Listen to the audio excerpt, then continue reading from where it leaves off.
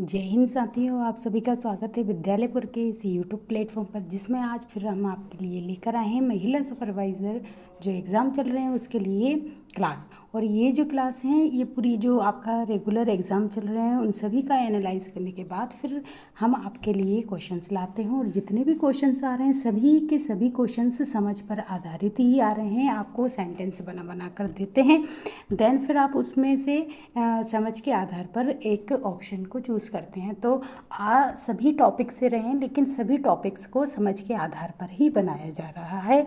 तो हम उसी हिसाब से आपके लिए रोज़ क्वेश्चंस लेकर आते हैं और आप सभी के अच्छे मार्क्स आएँ, अच्छा आपका एग्ज़ाम जाए, यही हमारी भगवान से कामना करते हैं कि आप लोग बहुत अच्छे से एग्ज़ाम देकर आएँ और आपके बहुत अच्छे मार्क्स आएँ, इस बार आपका सिलेक्शन हो। और उसी के लिए हम इतनी मेहनत करके आपके लिए क्वेश्चंस बनाते हैं और देन फिर आपके लिए क्लासेस लेकर आते हैं। तो ये सारे जो क्लासेस हैं आप बहुत ध्यान से देखिए, हर एक क्वेश्चंस को लगाइए। देन लास्ट में कमेंट बॉक्स में आप ज़रूर लिखकर बताया करें कि आपके कितने क्वेश्चंस सही हुए हैं। और आप एग्ज़ाम के लिए स्ट्रेस बिल्कुल ना लें, क्योंकि एग्ज़ाम बहुत रिलैक्स होकर दें, बहुत अच्छे मार्क्स आएंगे आपके, रिलैक्स होकर देंगे।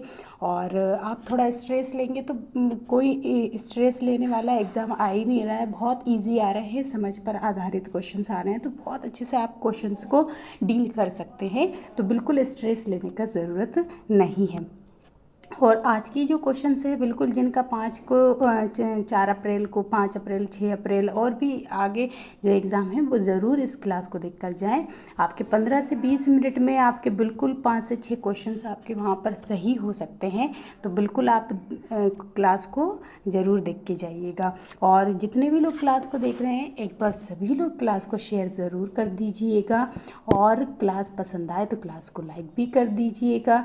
और अभी तक आपने चैनल को सब्सक्राइब नहीं कर रखा है तो जितने भी लोग हमसे आज न्यू जुड़े हैं, कोई या फिर मैम सर हो या फिर कोई भी न्यू स्टूडेंट हो, तो चैनल को सब्सक्राइब ज़रूर कर लीजिएगा, ताकि रोज़ की जो क्लासेस आती हैं उनका आपको नोटिफिकेशन प्रॉपर मिलता रहेगा। ठीक है, तो चलिए आज की क्लास को हम स्टार्ट कर देते हैं। और कल की जो क्लास थी हमने जिसमें आपको अजय जो योजना है उसको करके बताया था, तो देखिए उसमें से क्वेश्चंस भी बने हैं। तो इसी तरीके से आप जो भी अगर न्यू कुछ आता है तो हम बिल्कुल उसके बारे में आपको डिटेल देंगे, ताकि आपको 1-2 एग्ज़ाम में हो सकता है उसके अलग अलग तरीके से आपको क्वेश्चंस पूछ लिए जाएँ, तो आप उसको हैंडल कर सकते हैं। तो चलिए आज की क्लास हम स्टार्ट कर देते हैं। आई होप सभी लोगों ने क्लास को शेयर ज़रूर कर दिया होगा। और इसकी पीडीएफ के लिए आप हमारे टेलीग्राम चैनल को ज्वाइन कर लीजिएगा। रोज़ डेली की जो क्लास है उसकी पीडीएफ आपको हमारे टेलीग्राम चैनल पर मिल जाएगी। चलिए फर्स्ट क्वेश्चन आज की आपके एग्ज़ाम का के लिए जो वैक्सीन वगैरह गर्भावस्था से संबंधित बहुत सारे क्वेश्चंस आ रहे हैं, तो बिल्कुल आप क्वेश्चंस को बहुत अच्छे से डील कर लीजिएगा। चलिए आज का स्टार्ट कर देते हैं हम क्वेश्चन। फर्स्ट क्वेश्चन है कि निम्न में से कौन सी वैक्सीन गर्भावस्था में महिलाओं के लिए दी जाती है। बताइए इनमें से कौन सी एक वैक्सीन है जो गर्भावस्था में महिला को दी जाती है। तो डीपीटी की दी जाती है, ओपीवी की दी जाती है, टेटनस की दी जाती है, या फिर सभी दी जाती हैं। तो देखिए अगर हम देखें तो ये जो है डीपीटी की डिप्थीरिया, पर्टुसिस और टिटनस के लिए दी जाती है। ओपीवी की जो है ऑरल पोलियो वैक्सीन जन्म के बाद बच्चे को दी जाती है। तो गर्भवती माता को कौन सी दी जाती है? टिटनस की दी जाती है। ठीक है, चलिए और टिटनस की कब, तो इसको 3 जो माह के बाद दी जाती है, और 3 माह समथिंग दी जाती है पहली डोज, और फिर दूसरी डोज दी जाती है। और बाई चांस अगर पहला बच्चा होने के बाद अगर 3 साल के अंदर अंदर अगर दूसरा बच्चा भी होता है तो फिर उनको ये 2 टिटनेस के इंजेक्शन ना लगे,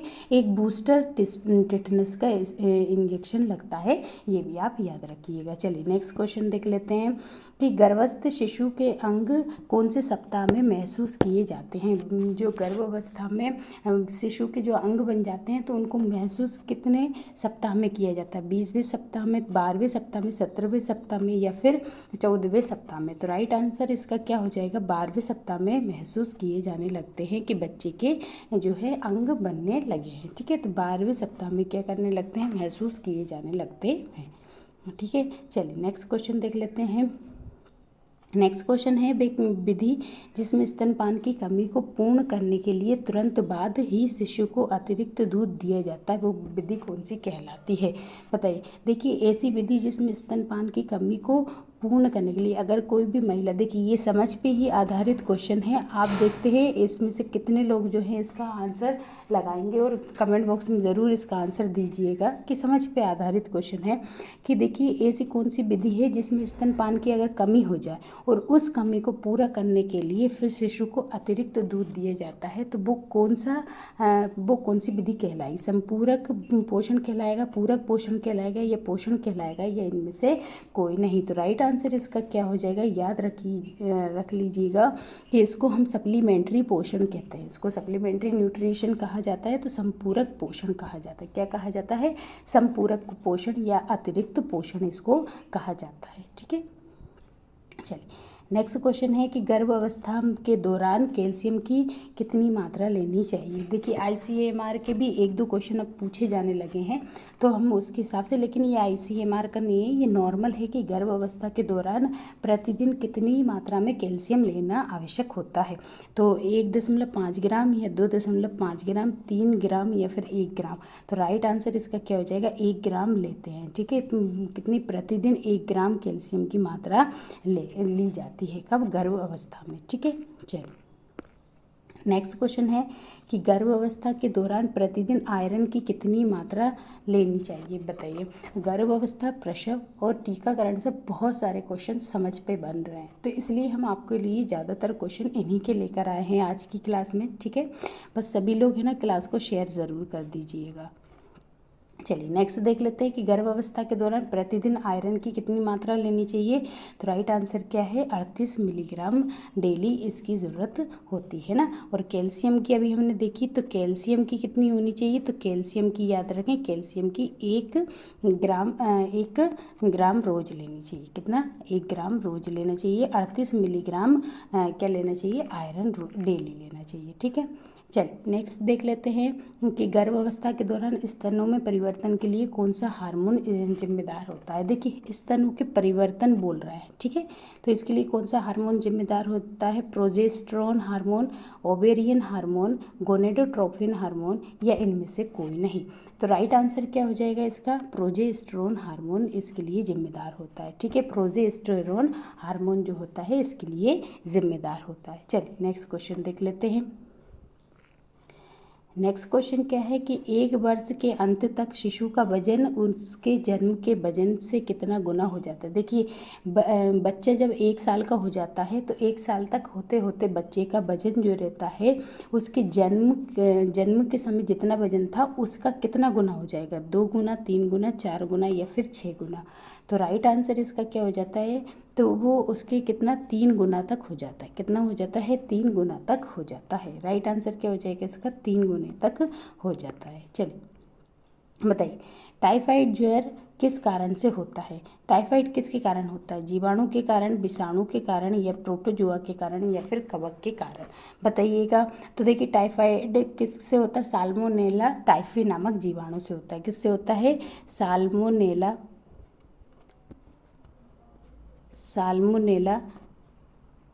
टाइफी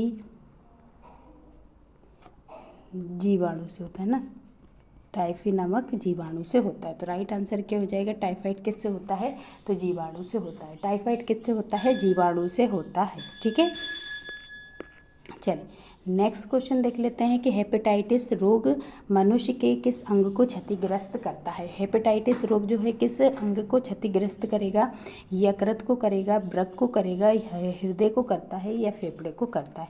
तो हेपेटाइटिस जो रोग होता है वो मनुष्य के यकृत को क्या करता है? क्षतिग्रस्त करता है, यकृत पर प्रभाव डालता है। ठीक है, किस अंग पर डालता है? तो यकृत पर प्रभाव डालता है। तो राइट आंसर इसका क्या हो जाएगा? यकृत इसका राइट आंसर हो जाएगा। ठीक है, चलिए नेक्स्ट क्वेश्चन देख लेते हैं। नेक्स्ट क्वेश्चन है, राष्ट्रीय टीकाकरण सारणी के अनुसार शिशु को कितने रोगों के लिए टीकाकरण किया जाता है? बताइए। राष्ट्रीय टीकाकरण सारणी है उसके अनुसार शिशु को कितने रोगों के लिए टीकाकरण किया जाता है? बताएंगे 4 रोगों के लिए, 6, 5 या फिर 7 रोगों के लिए। तो राइट आंसर इसका क्या हो जाएगा? 6 रोगों के लिए उनका टीकाकरण किया जाता है। कितने रोगों के लिए? 6 रोगों के लिए इनका टीकाकरण किया जाता है। तो राइट आंसर क्या हो जाएगा? 6 रोग इसका राइट आंसर हो जाएगा। ठीक है, चलिए नेक्स्ट क्वेश्चन देख लेते हैं। नेक्स्ट क्वेश्चन है कि कुपोषण से बचाव हेतु आवश्यक उपाय है। बताइए, कुपोषण से बचाव हेतु आवश्यक उपाय कौन सा है? माँ को पोषण संबंधी शिक्षा देना, स्तनपान को प्रोत्साहन करना, माँ की समुचित प्रसव पूर्व देखभाल करना या फिर उपरोक्त सभी। बताइए, कुपोषण से बचाने के लिए क्या आवश्यक उपाय होंगे? तो देखिए, बिल्कुल माँ को पोषण से संबंधित शिक्षा देना बिल्कुल ज़रूरी है। स्तनपान को प्रोत्साहन देने के लिए ये भी ज़रूरी है। माँ को समुचित प्रसव पूर्व देखभाल देना ये भी ज़रूरी है। तो राइट आंसर क्या हो जाएगा? उपरोक्त सभी इसका राइट आंसर हो जाएगा। क्या हो जाएगा? उपरोक्त सभी इसका राइट आंसर हो जाएगा। इन सभी से बचाने के लिए, कुपोषण से बचाने के लिए ये सभी ज़रूरी होते हैं। ठीक है, चलिए नेक्स्ट क्वेश्चन देखते हैं कि गर्भावस्था की जांच के लिए मूत्र में कौन सा हार्मोन होना चाहिए? देखिए, गर्भावस्था के दौरान जो जांच करनी है, गर्भावस्था की जांच करनी है उस दौरान, तो कौन सा मतलब मूत्र में कौन सा हार्मोन होता है जिससे चेक होगा? तो relaxin hormone, progesterone hormone, HCG hormone, oxytocin hormone. तो राइट आंसर क्या हो जाएगा? HCG हार्मोन के मूत्र में होना, यूरिन में होना ज़रूरी। यूरिन जाँच होती है तो यूरिन चेक होता है, तो यूरिन में कौन सा? HCG हार्मोन के द्वारा ही क्या होता है, इसमें चेक होता है कि प्रेगनेंसी टेस्ट होता है। ठीक है, रिलैक्सिन हार्मोन क्या करता है? जब प्रसव के दौरान क्या करता है, क्लेविक जो क्या कहते हैं, प्रसव के दौरान मतलब रिलीज़ होता है।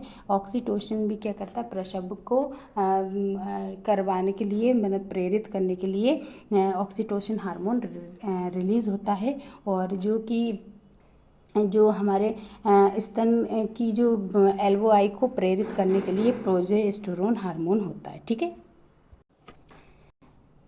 चलिए नेक्स्ट क्वेश्चन देख लेते हैं। नेक्स्ट क्वेश्चन क्या है? नेक्स्ट क्वेश्चन है कि खसरा में निम्न में से किस आयु को सर्वाधिक प्रभावित करता है? देखिए, खसरा जो है, खसरे का पूछा भी था कि खसरा मतलब कौन सा टीका लगाया जाता है। तो बिल्कुल खसरा के लिए बताया गया था कि MMR टीका लगाया जाता है। ठीक है, तो बताइए, अब ये पूछा है कि खसरा किस आयु वर्ग में सबसे अधिक प्रभावित करता है? तो 0 से लेकर 6 महीने के बच्चे को, 6 महीने से लेकर 3 साल तक के बच्चों को, या 6 महीने से लेकर 1 साल तक के बच्चों को, या 0 से लेकर 5 साल तक के बच्चे को। तो जो खसरा है, खसरा सबसे ज़्यादा जो है वो किसको? तो मीज़ल्स जो है वो 6 महीने से लेकर 3 साल तक के बच्चे को सबसे ज़्यादा क्या करता है? खतरा पहुंचाने का कार्य करता है। ठीक है, मीज़ल्स। ठीक है, चलिए नेक्स्ट क्वेश्चन देख लेते हैं। नेक्स्ट क्वेश्चन है कि शिशुओं में दस्त होने का निम्नलिखित में से कौन सा कारण नहीं है? जो थोड़ा आपको मंदिर की घंटी की आवाज़ आती है, वो थोड़ा डिस्टर्ब करती है। तो वो घर ही में मंदिर है, तो सभी लोग मंदिर में पूजन करने आते हैं, इसलिए आपको थोड़ी बार बार घंटी की आवाज़ सुनाई देती है। तो आप थोड़ा सा उसको इग्नोर कर दीजिएगा। ठीक है, चलिए देख लेते हैं कि शिशुओं में दस्त होने का निम्नलिखित में से कौन सा कारण नहीं है? तो बैक्टीरियल और वायरल संक्रमण नहीं है, वसा और प्रोटीन को अधिक मात्रा में लेना, या फिर एलर्जी, या फिर सभी। तो देखिए, शिशु में दस्त जो होते हैं, शिशुओं में दस्त होने का निम्नलिखित में से कौन सा कारण नहीं है? तो देखिए, कारण नहीं है पूछा है उन्होंने, कौन सा कारण नहीं है? तो बैक्टीरियल और वायरल बिल्कुल कारण है। ठीक है, और एलर्जी भी कारण है, लेकिन वसा और प्रोटीन मतलब अधिक मात्रा में लेना, ये कोई उसके दस्त का कारण नहीं है। ठीक है, ये कोई उसके दस्त का कारण नहीं है। तो राइट आंसर क्या हो जाएगा? इसका B इसका राइट आंसर हो जाएगा। ठीक है, ऑप्शन में D दिया है, लेकिन आंसर B इसका राइट हो जाएगा। ठीक है, चलिए नेक्स्ट देख लेते हैं। नेक्स्ट क्वेश्चन है कि निम्नलिखित में से कौन सा वायरस से होने वाली संक्रामक बीमारी नहीं। इसमें वायरस से कौन सी बीमारी नहीं होती, पोलियो या फिर खसरा, एड्स या फिर टेटनस। तो देखें, अगर हम देखें तो पोलियो जो है बिल्कुल वायरस से होती है, पोलियो वायरस से ही होती है। एड्स जो होता है HIV वायरस से ही होता है। और जो मीज़ल्स होता है ये भी एक वायरस से ही होता है। तो ये तीनों की तीनों किससे होती हैं, वायरस से ही होती हैं। लेकिन जो टिटनस है ये क्या है, टिटेनी नामक जीवाणु से होता है, तो ये वायरस से नहीं होती। तो टिटनस जो है वो वायरस से नहीं होती है। ठीक है, चलिए नेक्स्ट क्वेश्चन देखते हैं कि जिस विटामिन में कोबाल्ट होता है वह कौन सा, बताइए इनमें से कौन सा विटामिन है जिसमें कोबाल्ट होता है। B1 में है, B2 में है, B12 में है या फिर B6 में है।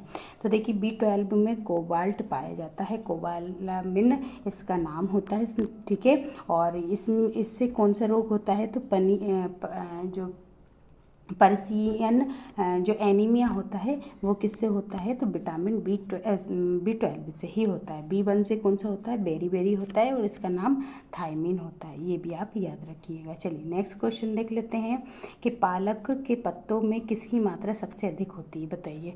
विटामिन की होती है, आयरन की होती है, कार्बोहाइड्रेट की होती है या फिर वसा की होती है। तो पालक के पत्तों में सबसे अधिक किसकी मात्रा होती है, विटामिन, आयरन, कार्बोहाइड्रेट या वसा। तो राइट आंसर क्या हो जाएगा, आयरन की होती है। ठीक है, किसकी होती है, आयरन की होती है सबसे ज़्यादा। पालक के पत्तों में ऑक्जेलिक एसिड भी मिलता है, इसमें क्या मिलता है, ऑक्जेलिक एसिड भी मिलता है। ठीक है, और सबसे ज़्यादा किसके तत्व की, तो आयरन की क्या होती है, इसमें सबसे ज़्यादा मात्रा होती है। ठीक है, चलिए नेक्स्ट क्वेश्चन देख लेते हैं। बताइए, चलिए देखिए, समझ के आधार पर आधारित एक क्वेश्चन बढ़िया हम बना के लाए आपको गर्भवती स्त्री से। अब बताइएगा इसका राइट आंसर क्या हो जाएगा। ठीक है, आपको आई होप दिख रहा होगा। ठीक है, चलिए बताइए। क्वेश्चन है कि गर्भवती स्त्री के आहार में विटामिन ए की ज़रूरत है, क्यों, बताइए। देखिए, अगर गर्भवती महिला को विटामिन ए दी जाता है गर्भ अवस्था में, तो वो किन कारणों के लिए दिया जाता है, ये ऊर्जा प्राप्त करने की रासायनिक प्रक्रिया में सहायक होती है इसलिए।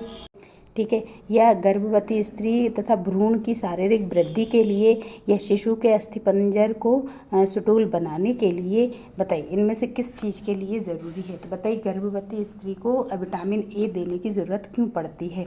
इनमें से राइट ऑप्शन क्या है, 1 और 2 सही है, 1 या 3 सही है, 2 या 3 या फिर ये सभी सही है। तो राइट आंसर इसका क्या हो जाएगा कि इसका राइट आंसर हो जाएगा 2 और 3 इसके सही हैं, है ना। ये कारण क्या है कि गर्भवती स्त्री और भ्रूण का शारीरिक वृद्धि करने के लिए गर्भवती महिला को विटामिन ए दिया जाता है। शिशु के अस्थिपंजर को सुडौल बनाने के लिए भी दिया जाता है। ये ऊर्जा प्राप्त करने की रासायनिक प्रक्रिया ये कोई, क्योंकि विटामिन जो है ऊर्जा प्राप्त करने के लिए दिया ही नहीं जाता है, क्योंकि विटामिन से ऊर्जा नहीं मिलती है। तो राइट आंसर क्या हो जाएगा इसका, सी राइट आंसर हो जाएगा। जिन्होंने सी दिया वो बिल्कुल सही है। ठीक है, चलिए बताइए कि निम्नलिखित में से कितने दिनों तक केवल स्तनपान कराना चाहिए, बताइए। केवल स्तनपान, देखिए और भी कराना चाहिए, लेकिन केवल स्तनपान कितने दिनों तक कराना चाहिए, 6 सप्ताह, 6 माह, 2 साल या फिर 5 साल। तो राइट आंसर क्या हो जाएगा, 6 महीने तक तो सिर्फ बच्चे को स्तनपान ही कराना चाहिए। देन 6 महीने के बाद फिर क्या करना चाहिए, 6 माह के बाद उसको पूरक पोषण देना चालू कर देना चाहिए, उसको पूरक पोषण देना स्टार्ट कर देना चाहिए, पूरक पोषण सप्लीमेंट्री, फिर उसके साथ साथ उसको पूरा पोषण देना भी स्टार्ट कर देना चाहिए। तो राइट आंसर क्या हो जाएगा, 6 माह। बताइए 12 से लेकर 15 वर्ष की आयु के लड़कों के लिए कितनी दैनिक कैलोरी आवश्यक होती है। देखिए, जो 12 से लेकर 15 साल तक के बच्चे होते हैं उनको, लड़के होते हैं, खासकर लड़कों का पूछा है, लड़के जो होते हैं उनको कितना दैनिक कैलोरी की आवश्यकता होती है, 2500, 3500 कैलोरी, 300 कैलोरी या फिर 5000 कैलोरी। तो राइट आंसर क्या हो जाएगा इसका, 2500 कैलोरी डेली देना चाहिए, 2500 कैलोरी डेली उनको देना चाहिए। इतनी एनर्जी की उनको आवश्यकता होती है, रिक्वायरमेंट होती है। ठीक है, चलिए नेक्स्ट क्वेश्चन देख लेते हैं। नेक्स्ट क्वेश्चन क्या है कि मानव शरीर में औसतन ऑक्सीजन का तत्व कितना प्रतिशत होता है। हमारे जो शरीर में ऑक्सीजन कितना प्रतिशत होता है? 25%, 30%, 40% या फिर 50%? तो इसका जो राइट आंसर हो जाएगा वो क्या हो जाएगा? तो राइट आंसर हो जाएगा 50% जो होता है वो।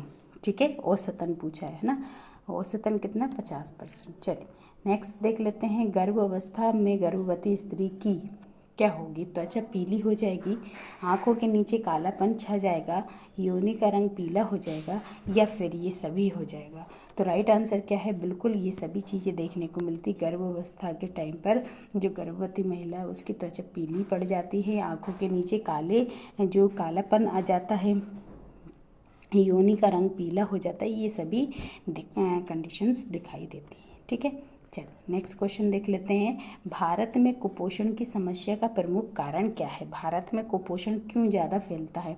गरीबी और पिछड़ापन के कारण, रूढ़िवादिता और अंधविश्वास के कारण, केवल ए या फिर ए और बी दोनों के कारण?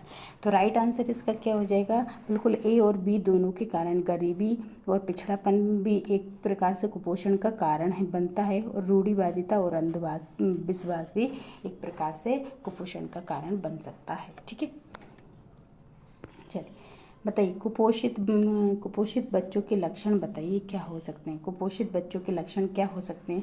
उनकी मस्तिष्क की क्रियाशीलता कम रह जाती है, उत्साह में कमी आती है और तनाव सहने की क्षमता कम हो जाती है, वे जल्दी ही थक जाते हैं, या फिर उपरोक्त सभी? बताइए कि कुपोषित जो बच्चे होते हैं उनके लक्षण क्या होते हैं? तो राइट आंसर क्या हो जाएगा? उपरोक्त सभी। ये सभी लक्षण जो हैं एक कुपोषित बच्चे के लक्षण हैं। ठीक है, चलिए नेक्स्ट देखते हैं कि दूषित दूध, जल और भोजन से होता है क्या? हो जाएगा अगर कोई भी दूषित दूध है, जल है, भोजन है, तो उससे क्या होने की संभावना बढ़ जाती है? चेचक, क्षय रोग, मोतीझरा या फिर मलेरिया?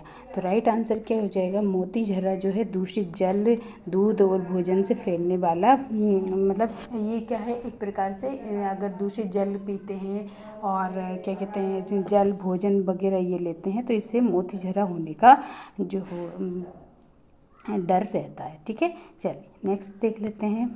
चलिए आज के क्वेश्चन इतने ही थे, और आज के क्वेश्चन कैसे लगे ज़रूर कमेंट बॉक्स में लिखकर जाते समय बताइएगा। क्लास कैसी लगी ये भी बताइएगा, और जाते जाते क्लास को लाइक करके ज़रूर जाइएगा, और जिन्होंने भी क्लास को अभी तक शेयर नहीं किया है शेयर करके ज़रूर जाइएगा। और जो भी मैम सर और न्यू स्टूडेंट आज ही हमसे जुड़े हैं और उन्होंने अभी तक चैनल को सब्सक्राइब नहीं कर रखा है तो चैनल को सब्सक्राइब ज़रूर कर लीजिएगा। और इसके अलावा CDP की क्लास रोज़ 6:30 बजे चलती है शाम के टाइम पे, बिल्कुल आप इसको भी लीजिए, और PDF के लिए आप हमारे टेलीग्राम चैनल को ज्वाइन कर सकते हैं। तो आज के लिए इतना ही रखेंगे, ज़रूर कमेंट बॉक्स में बताइए क्लास कैसी लगी। तो कल फिर मिलेंगे अगले टॉपिक में अगले क्वेश्चंस के साथ, तब तक के लिए सभी को जय हिंद साथियों।